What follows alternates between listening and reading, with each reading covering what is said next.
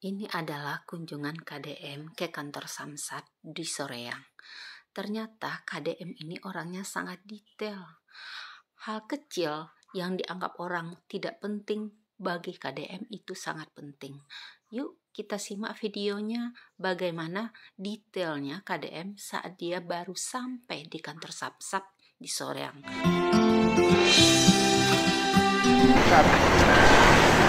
Loh, nggak boleh begini kantor layanan pemerintah.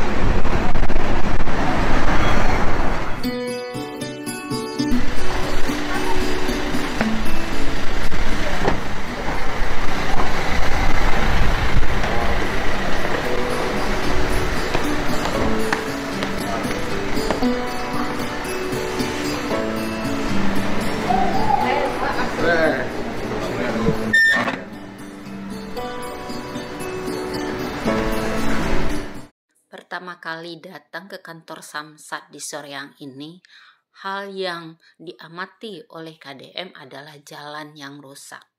Kemudian dia melihat pinggiran tangga itu nggak bersih.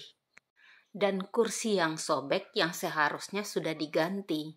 Ini hal yang bagi orang lain atau pejabat lain nggak penting, tapi bagi KDM itu sangat penting. Karena ini merupakan kantor pemerintah dan layanan publik. Semuanya harus baik. Ya Bu, bayar non Bu? Pajak. Pajak? Pajak apa?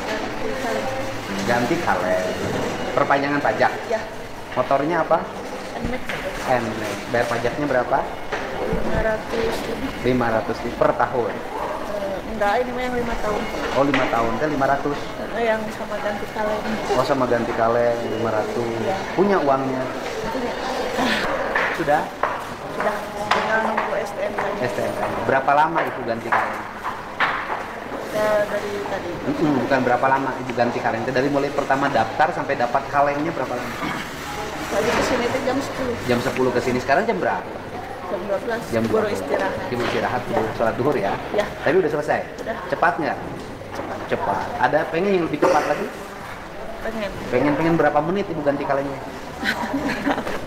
Ininya mana? Petugas ininya? Kebersihannya siapa? Ada Pak. Kan biasanya TH ini yang outsourcing. Outsourcing. Gajinya berapa outsourcing?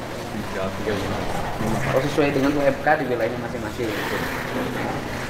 UMK, tapi standarnya gajinya kantor pusat ya pemerintah tiap daerah ngikuti UMK-nya. Tapi bebersihnya kurang bersih, Pak.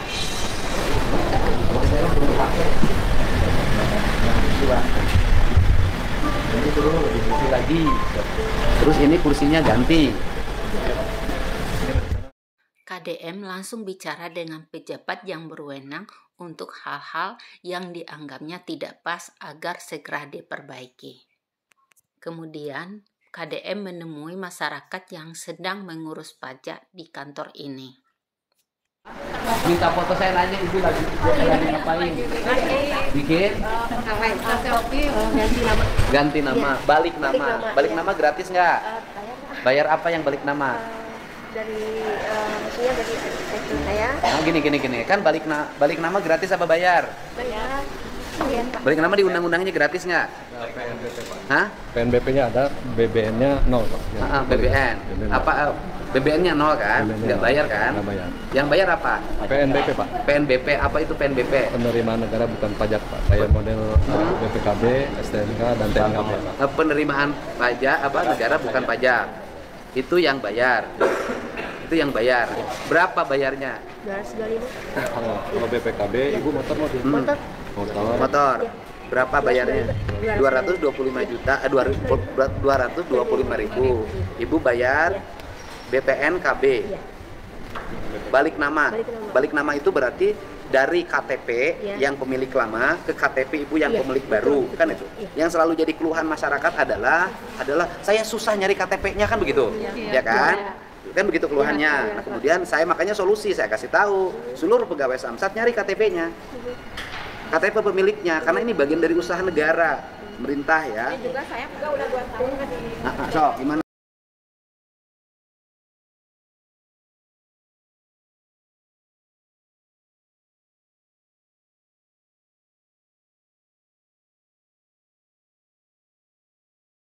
Nah, Ibu masalahnya apa? Nah, Ibu apa masalahnya? KTP-nya. Siapa pemilik awalnya? Ini pertama tahu Pak cuma beli. Beli. Oke. Tahu nggak caranya bagaimana menemukan KTP ini? Gampang. Tinggal datang ke kantor dinas kependudukan. Siapa yang harus ke kantor dia aja pegawai sini, ada urus petugasnya. Nanti kalau kurang honor saya tambah honornya. Ini tinggal datang ke kantor dinas kependudukan. Sebentar dulu saya dengerin ya.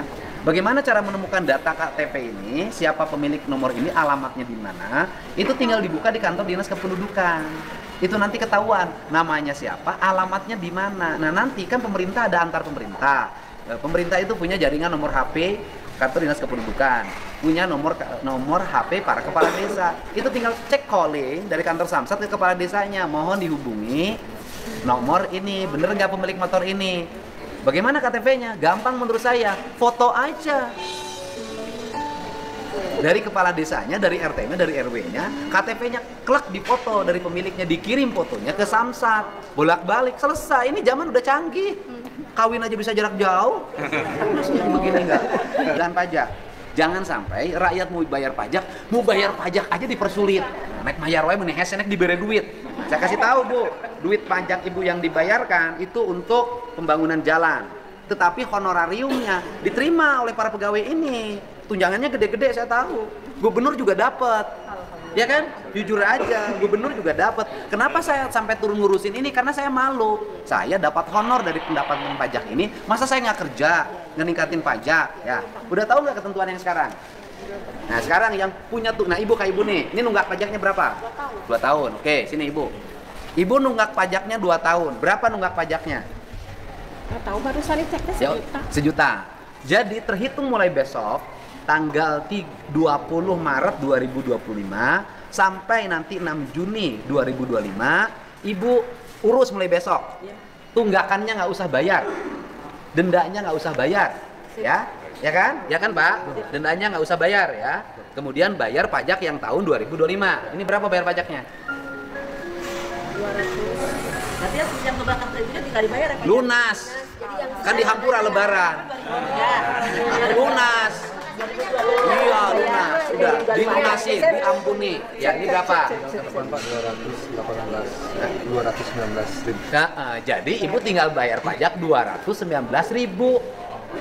Dari 1 juta itu. Nah, kan boleh kalau petugas menanyakan ke kantor dishub alamat ini di mana, karena itu data kependudukan yang bersifat pribadi. Tapi kalau petugas tuh boleh karena demi kepentingan menjalankan tugas negara. Jadi Ibu besok datang ke sini, bayar pajaknya tinggal 200. Dua apa motor saya Ya dua-duanya bayar. Tampaknya KDM sedang membenahi masalah pajak. Penerimaan negara berkurang bukan karena masyarakat tidak mau bayar pajak, tapi karena bayar pajak itu sulit. Sekarang sudah ada aturan baru. Wajib pajak tidak perlu lagi membawa KTP orang yang tertera di STNK. Karena itu kewajiban kantor pajak untuk mencarinya. Dan kabar yang sangat menggembirakan, mulai tanggal 20 Maret 2025 sampai 6 Juni 2025, tunggakan pajak nggak usah bayar.